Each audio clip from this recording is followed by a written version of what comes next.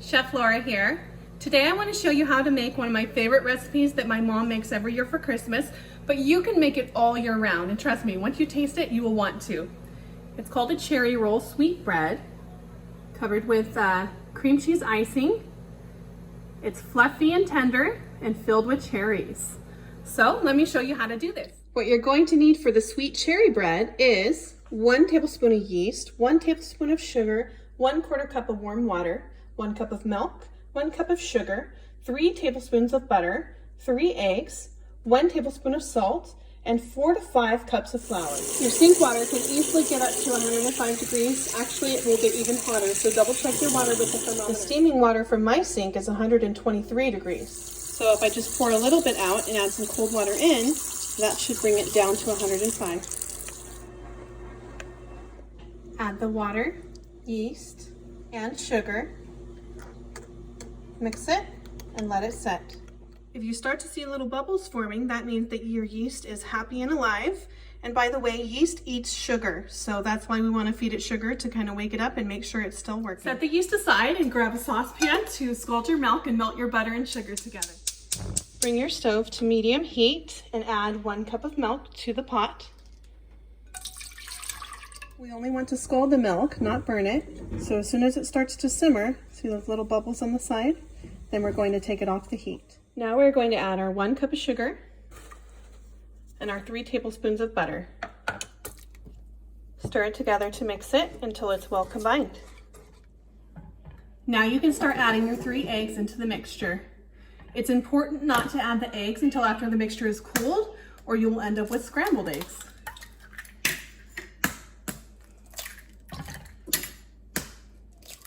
Mix the eggs well into the mixture.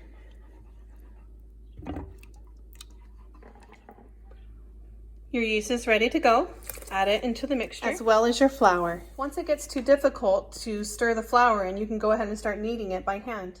This is 2 cups of flour here. At about 2.5 cups of flour, you should be able to take it out and start kneading it by hand. To knead the dough, go ahead and punch it, fold it, punch it some more until it's a nice, smooth consistency. If it's still sticky, you'll want to add some more flour. And if it seems dry, let the flour absorb the moisture. Don't add too much flour. Don't add more than 5 cups total.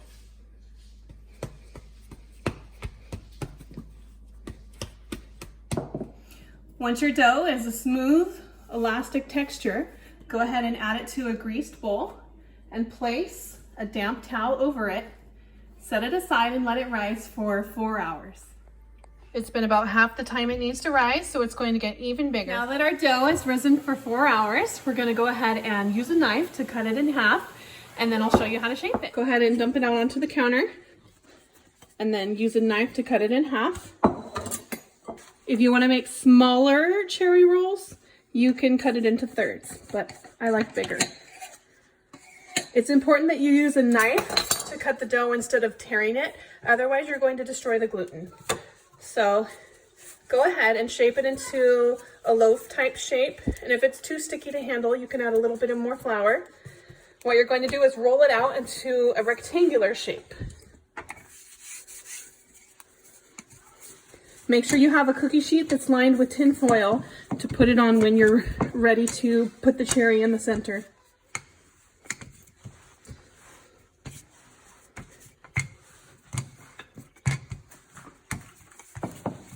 Once it's the shape and size that you want, you need to get a spoon to put out the cherry filling. Once you get it the right shape and size, then you're going to start cutting flaps on either side.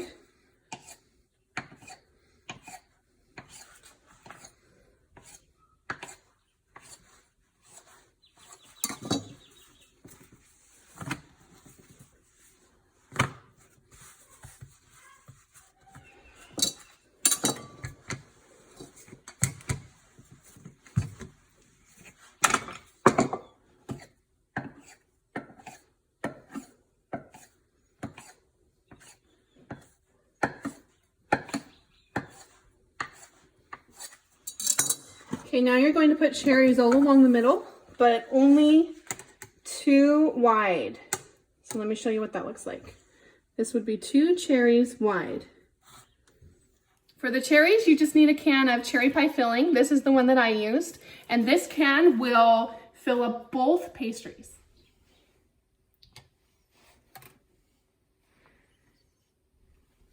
It's okay to have the filling go in with the cherries as well, because that's going to give it some moisture and some sauce.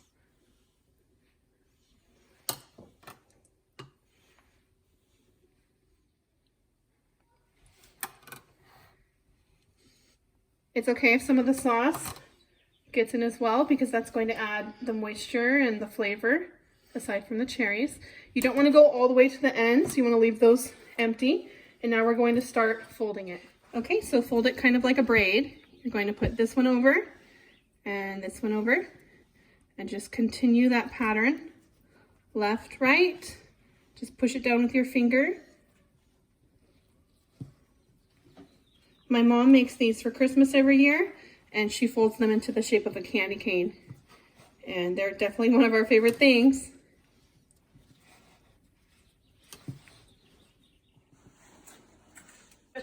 Okay, now that it's all braided, we're going to transfer it to a sheet pan. And we're going to let it rise again. Let's get working on the second one. So once again, the second piece, we're gonna go ahead and roll it into a rectangular shape. And we'll use our knife to cut the flaps. Fill it 2 cherries wide, braid it, and then add it to the sheet pan with the other one. Let's see if we can do this one a little bit better.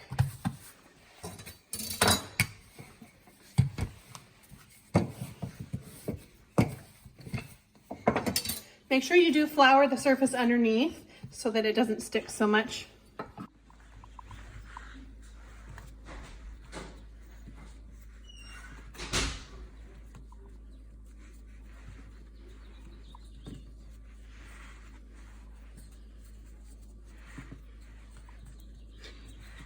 Your braiding doesn't have to be perfect. I know mine isn't. I don't have any girls. I just have boys. I don't remember how to braid.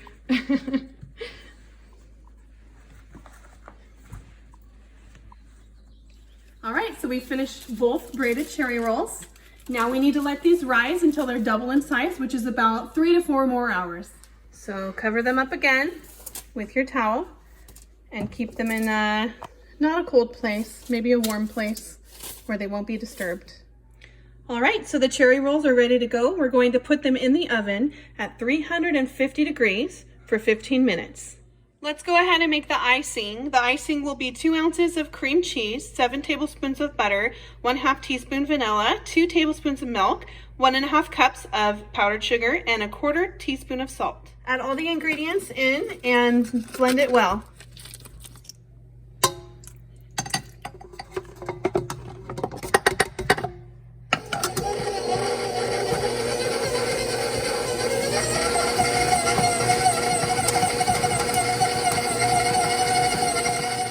Don't forget to scrape down the sides.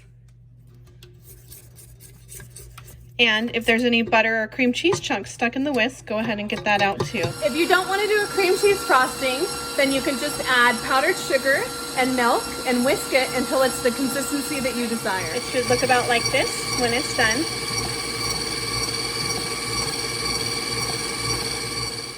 All right, it's been enough time. So your rolls should look something like this.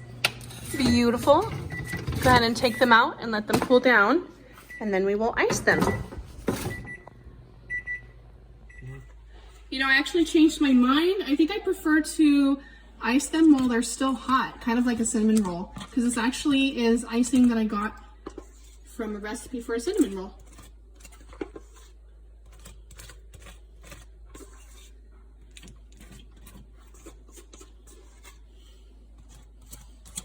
Doesn't that look nice?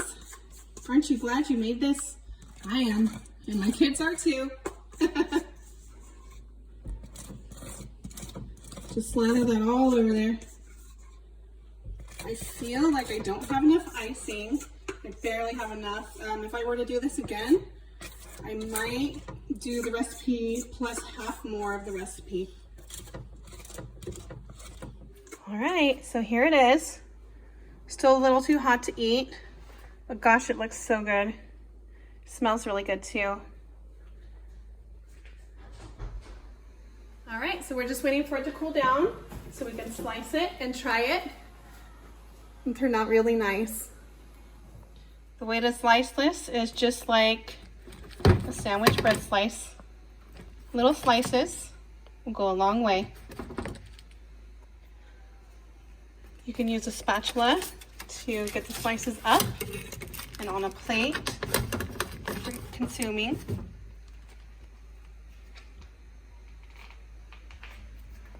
I'm just going to put it on my cutting board here for my boys to try. And look at that. The cherry, the sauce, the soft sweet bread. This recipe did take a long time. As you can see, it's now dark. We had better lighting in the day, but I'm finally going to give it a try. It's really good.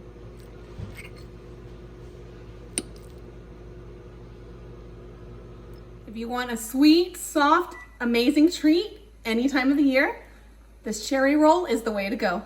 Good luck!